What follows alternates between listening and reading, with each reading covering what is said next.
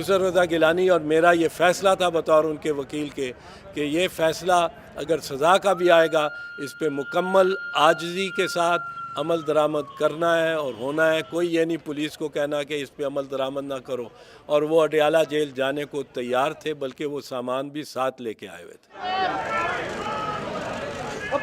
Appeal continue تسلسل ہوتا ہے اوریجنل ٹرائل کا، اور اپیل میں میرے خیال میں یہ شارٹ آرڈر سروائیو اس حد تک، کم از کم اس حد تک سروائیو نہیں کر سکے گا جس حد تک اس میں ڈسکوالیفیکیشن کی علامتیں ہیں.